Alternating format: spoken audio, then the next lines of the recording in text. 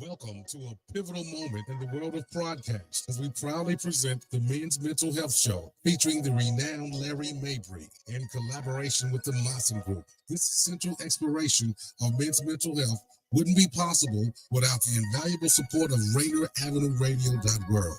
Now, let's dive into this crucial conversation with Larry Mabry and the Maassen Group. Your mental well-being matters. Here's Larry Mabry. Hello, hello, hello, hello. It's good to hear from everyone. I heard some pretty good things regarding our show last week. For those individuals that weren't here, I had a special guest, and we kind of talked about some things as far as mental health, and it was pretty successful. So today, I wanted to kind of open up the floor for those individuals that may want to chime in, because I heard quite a few good things regarding that particular broadcast.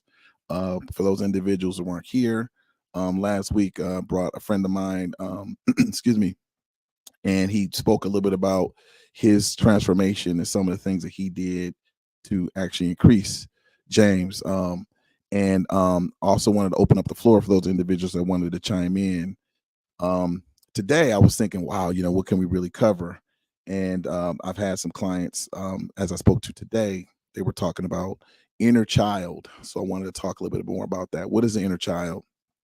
And basically, the inner child is that, I'll speak it in terms of the young men. It's the little boy within us that may not have been heard from the past, that we want to make sure that we address. And why is the inner child important? Well, because if we've had trauma from the past and we've never really resolved that trauma as we deal with our life, that basically it resurfaces. And so I like to give real world examples.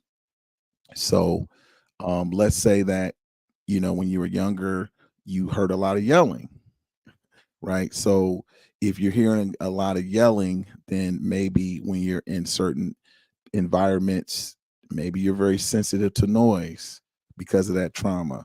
Or maybe you had a boss or a mother figure or father figure or any adult parent figure that maybe says some things and kind of triggered you. So when you're in those environments or someone says something a certain kind of way, you get triggered. And so today we're going to talk a little bit about the inner child. So if you want to, feel free to reach out. You can reach out and say, hey, I want to talk about my inner child. And you may have some questions. We could talk about the inner child. And you may say, well, why is this important? Well, if we have not dealt with those issues with our inner child, then we'll notice that as we deal with relationships, those things will come up. As we have conflicts in life, those things will come up. As we have certain types of challenges with our particular person, it could be relationship, it could be mother-father relationship, it could be relationship with our peers. We have to take care of that inner child. And so how do we handle that? Well, what I like to do is talk about the sometimes we may have anger or things that we dealt with that frustrated us, things that may give us embarrassment. And what do we end up doing in that situation? Well, we end up putting it down or not really addressing the inner child. And so the next situation, if we don't address it, then what ends up happening is it will express itself in another way. And so again, I like to bring real world applications. So I remember when I was a young child, I had a young, or actually older woman that was like a mentor to me in the community. And every Monday I would go to her house and take her trash out. And it's funny because today, like to this day, I like to take the trash out. It's kind of funny how it all comes back around. But anyway, long story short, her name was Mrs. Gilroy, and I would actually go by her house. And we had this little job for me when I was like in grade school, and I would take out the trash every Monday.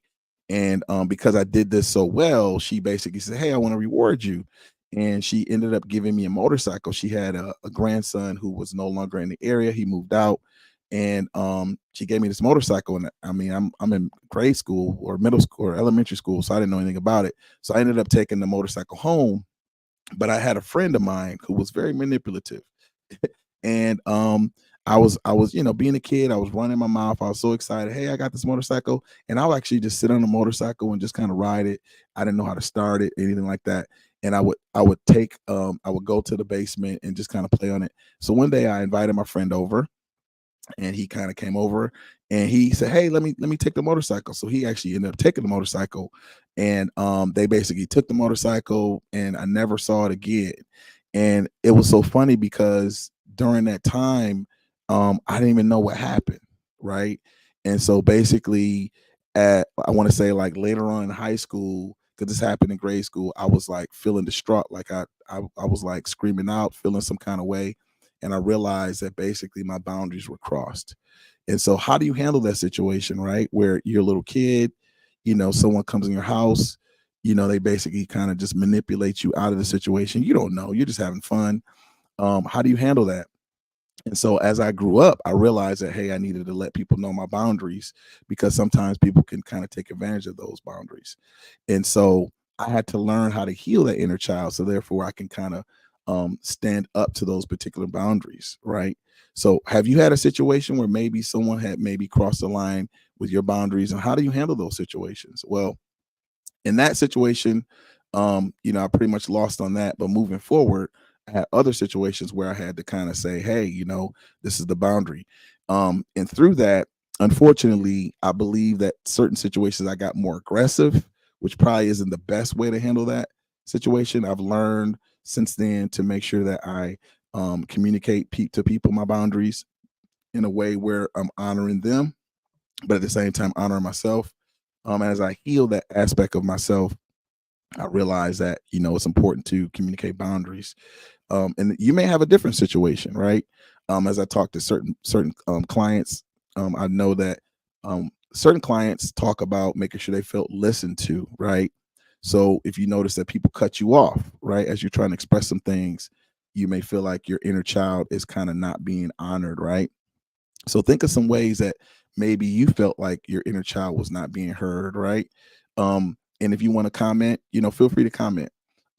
One way that I noticed that I've been able to help clients with dealing with the inner child or feeling like your boundaries are being honored is to, I'll use this phone as an example.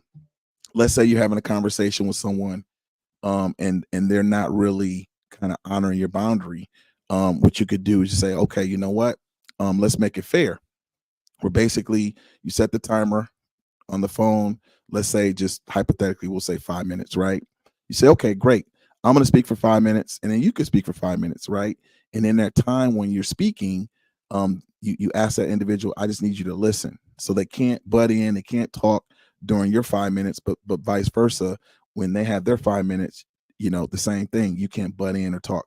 And so hopefully what that does is that teaches that individual to listen to you, but you have to make sure you kind of stay on topic as far as what you're talking about, right? So you set it for 5 minutes, you speak your piece, kind of get it out, let that individual kind of listen during that time. And I recommend that you write down, or that individual write down kind of what you're saying, right?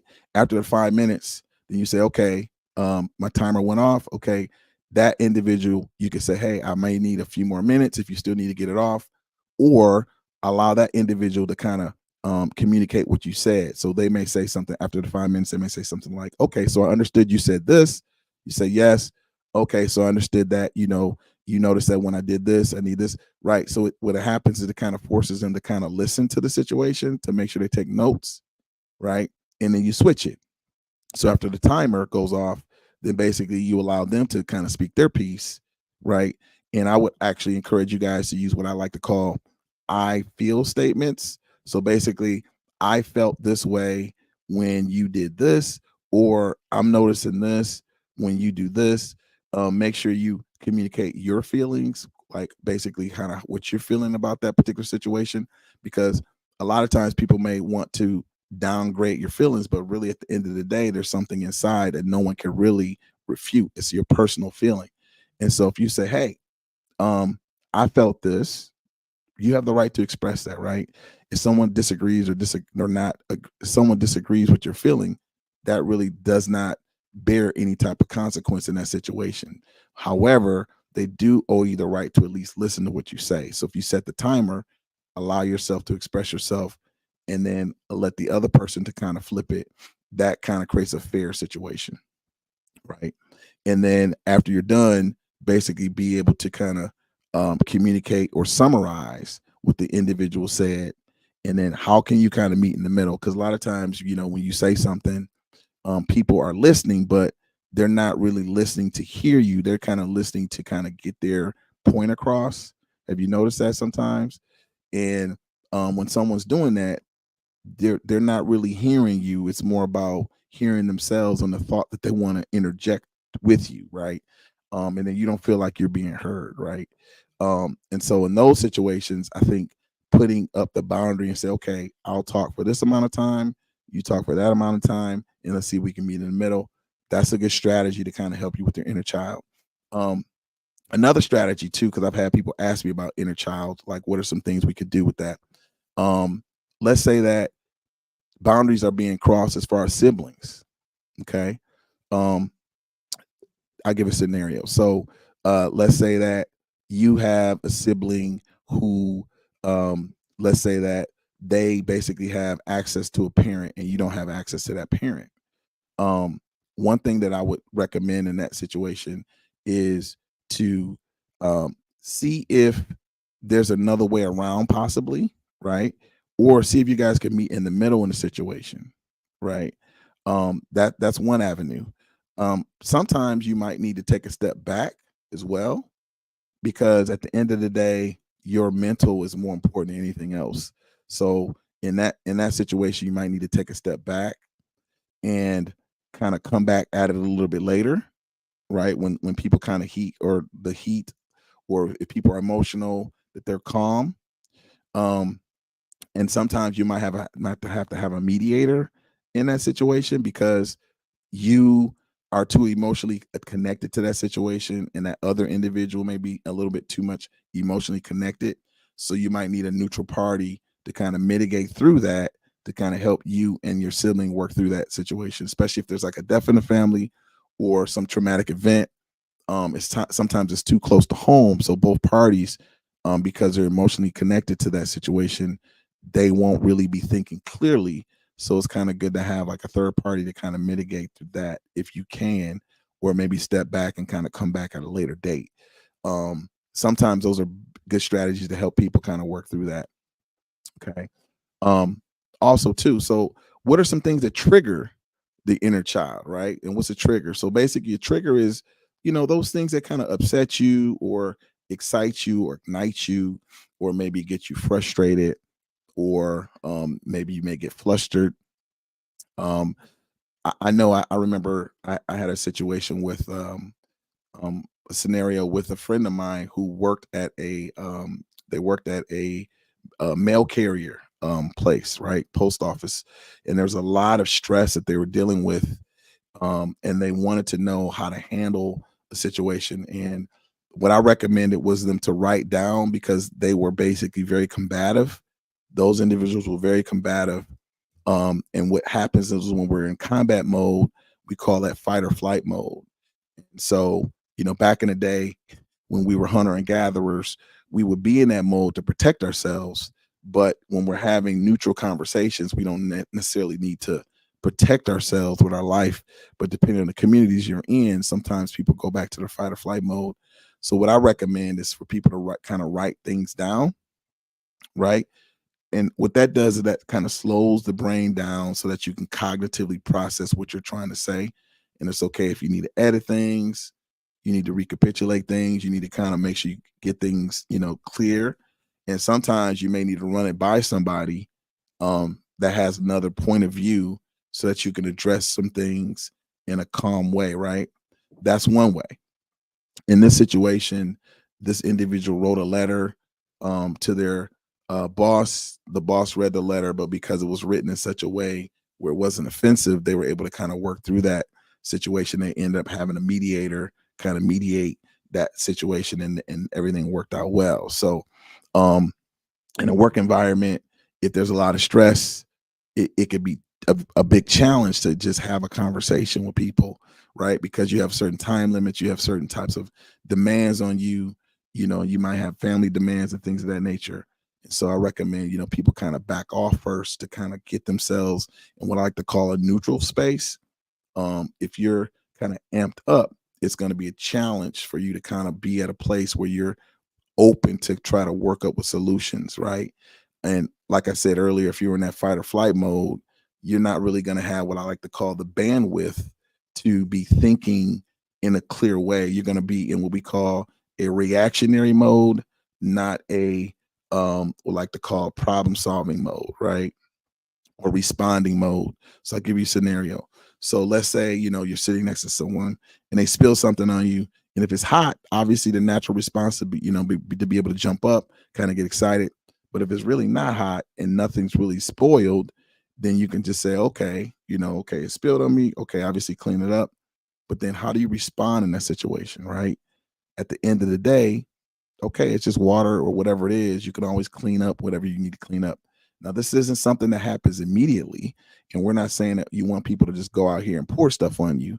But basically, if you get into a place of being mindful of how you respond to situations, you'll notice that as you have a calmer, cooler, collective way of responding to situations, you'll come up with better solutions.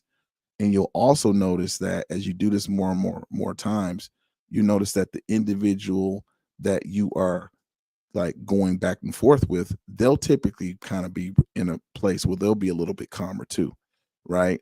Or you just maybe need to alleviate yourself from that situation. Obviously, if it's a safety type situation. But how do you practice this?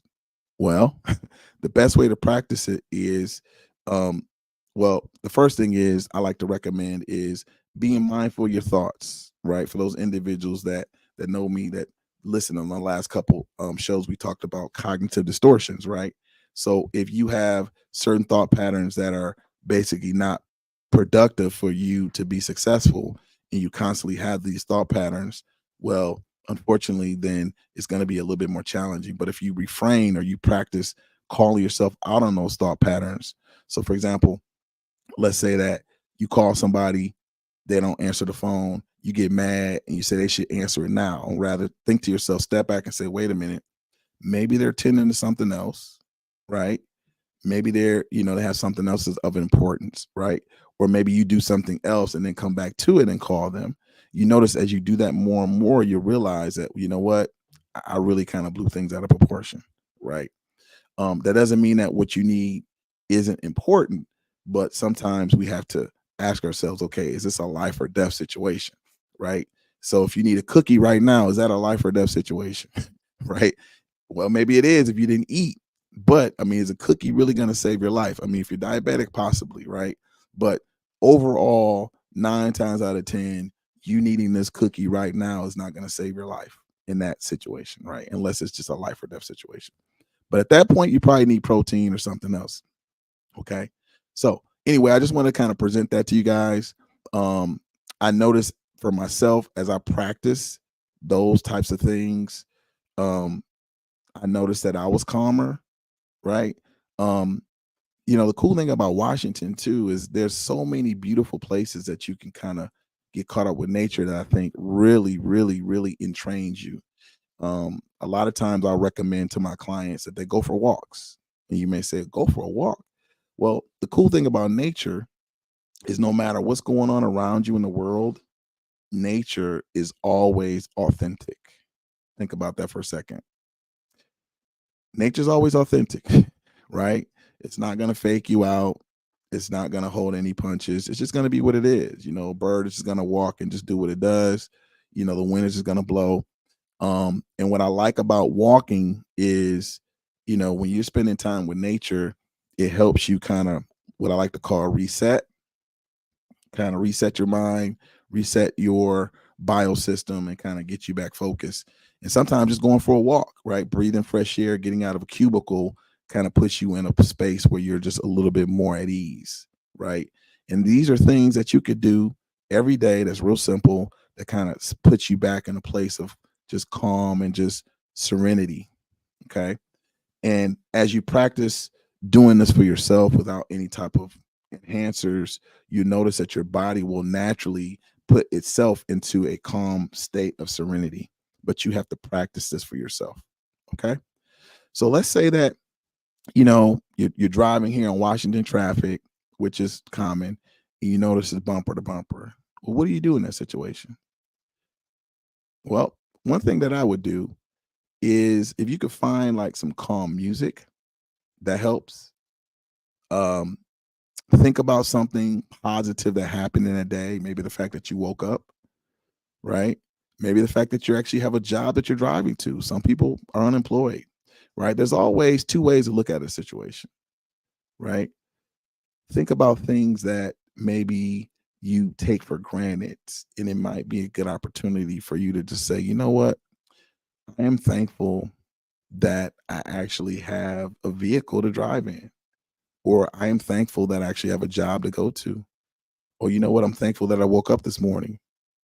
So I'm bringing that up because at the end of the day, we always have something called a choice, right? So even though we have a situation that happened, sometimes we get so caught up on things, we forget that we always have a choice.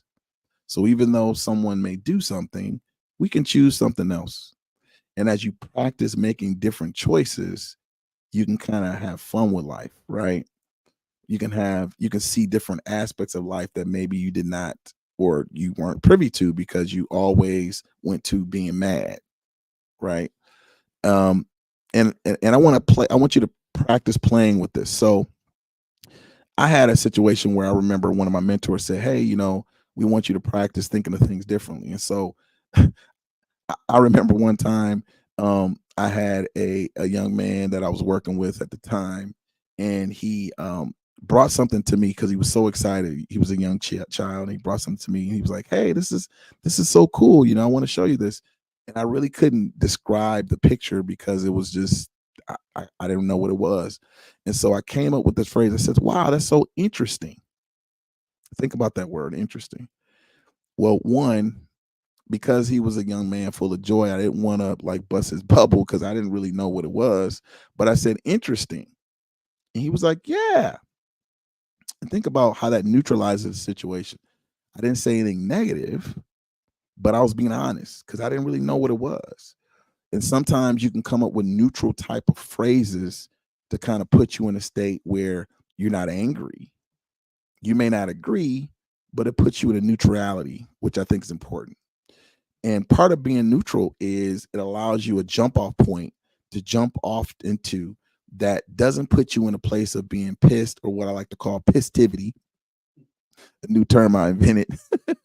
But it puts you in a neutrality or neutral term where you can say, okay, I can at least start here and go to some place that's a little bit easier and have fun with it. Because as you practice it, you'll notice that things actually become easier and you realize that you know what, life isn't really a big of a challenge as you thought it was. Think about all the successes of things that you really worked hard through, but you actually became successful. So that lets you know that you can endure anything you set your mind to. And you'll also notice that if you're lighter as far as your mentality on things, what happens is it opens you up to more opportunities as well, but also things become a lot easier as well. So just be mindful as you guys are going through this week, because I know it's Monday and I know some people may have had a tough weekend, but think about something positive that happened to you today. So, for example, let's say that, you had a good meal today. Let's say you had a good lunch. Or let's say that maybe someone, gave you an opportunity to kind of cut in front of them in line, right? And you might say, well, you know what, Larry, none of those good things happen. Well, sometimes you could do good things to people, right? There's a universal law that what you do comes back to you. So if you're kind to people, then you notice that kindness will come back to you. Experiment with that and see what happens. I remember one time I was right outside the Wendy's in Federal Way, and or no, it was McDonald's, and I saw a young lady out there with her children. Actually, happened to be going through, and I kind of it touched my heart, so I ended up asking her, hey, what do you need anything? And she said, hey, my children need some food.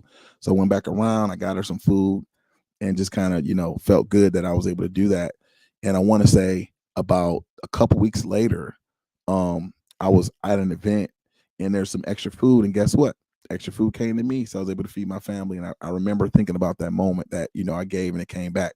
So try it out and see. You'll be surprised with, what you put out actually does come back in different ways. And I do recall another situation where saw an individual on the side of the road, and I was going to grab something to eat. I always want to get something to eat. Somebody basically was kind of met me at the door and said, "Hey, you got a couple dollars?" And I didn't really have a lot of change. I only had like a $20 bill, so I just gave it to him. It's like, "Hey, that's all I got." And the guy kind of stopped, like, "Really, bro? Like, you want me to take this?" I said, "Bro, that's all I got." You know, and I had a credit card on me, so I was like, "You know what? I'll just give him $20 and I'll just go grab something to eat." And the look on his face just touched my heart because we don't know what he was going through, right? um, that could have fed him and his family. But what was really powerful for me is, like, a couple days later, um, I ended up getting a call and somebody said, "Hey, we got something for you."